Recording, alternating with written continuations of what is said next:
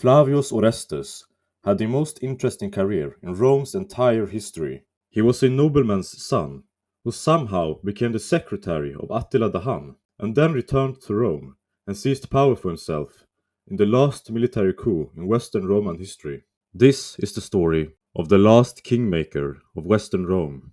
The Roman Empire, at the time of Orestes' birth, was no longer what it used to be. Long gone was the glory of Caesar and Augustus and the men who conquered Carthage and the entire Mediterranean Sea. Rome had in fact been divided into two separate realms, one in the east and one in the west, and the western half of the empire was quickly falling apart. Britannia had been abandoned, North Africa had been taken by the Vandals, and Pannonia Savia, which was Orestes' home province, was constantly raided by barbarian neighbors. The rulers of the Western Empire gradually withdrew their troops from Pannonia, which left Orestes and many other citizens completely defenseless. The province had been altogether abandoned by Rome in the 400s, and it was at this point that Orestes betrayed the Roman Empire. And can we really blame him?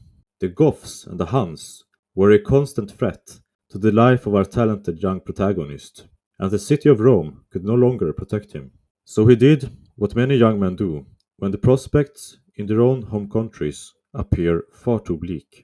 Orestes jumped ship and joined with the same bloodthirsty people that threatened the very existence of Rome. The Huns entered the Roman world in the later half of the 4th century AD.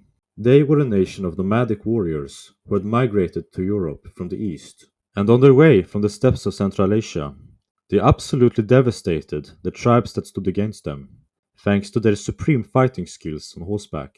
The Huns showed zero mercy, and wherever they went, you can be sure that their terrifying reputation preceded them. By the time that Orestes had joined with the Huns, they had subjugated the Ostrogoths and the Gepids, and chased away the Vandals and the Visigoths, who proceeded to cause chaos throughout the entire Western Empire, and carved out their own kingdoms in North Africa and Iberia, respectively. Attila, or Attila the Hun, was the sole ruler of the Huns since 445 AD, and is one of the most infamous warlords of all of human history. Young Orestes arrived at the Hunnic camp and was taken in by Attila. In the historical accounts of Orestes, who was the son of a high-ranking Roman diplomat, he is described as likable, intelligent, and persuasive, and his knowledge of both Latin and Hunnic made him especially useful. It's not too surprising then that Attila appointed him his notarius, or secretary/chief of staff, and made Orestes a part of his inner circle. In 449 AD, Orestes was sent on a diplomatic mission to Constantinople, which was the capital of the Eastern Roman Empire. But the main negotiator was Edeco, who was an experienced warrior and one of Attila's most trusted lieutenants. This diplomatic exchange between the Huns and the Byzantines was recorded by a man named Priscus, and is an interesting story in and of itself.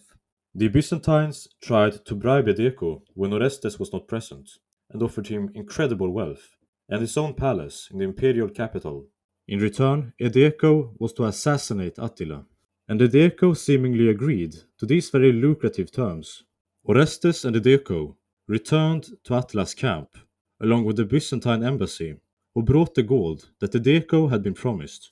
But when they arrived at Attila's camp, Edeco exposed the assassination plot and the Byzantine diplomats, and Attila used this failed assassination attempt as an opportunity to humiliate the imperial government of the East and to demand tribute in the form of gold. Attila soon turned his attention from the Eastern Empire to the West, and Orestes continued to serve his Hunnic master during Attila's attempted conquest of Gaul.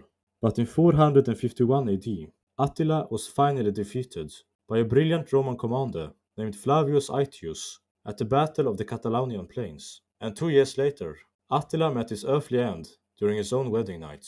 Orestes returned to his homeland, and it seems as if he was not considered a traitor by the Romans, even though Orestes had willingly served one of the greatest foes of the Roman Empire of all time. He achieved high status in the Western Roman military. In 475 AD, Emperor Julius Nepos of the Western Roman Empire named Orestes his Magister Militum, meaning Master of Soldiers. Emperor Julius Nepos was hoping that Orestes would defeat his enemies in Gaul and help re-establish order in the Western Roman Empire, which now almost only consisted of the Italian peninsula. Instead, Orestes betrayed his emperor and instigated a military coup. He marched on Ravenna, which had served as capital of the Western Empire since 408 AD, and rather than putting up a fight, Julius Nepos abandoned his empire and fled to the east, where he was protected by the ruler of Byzantium.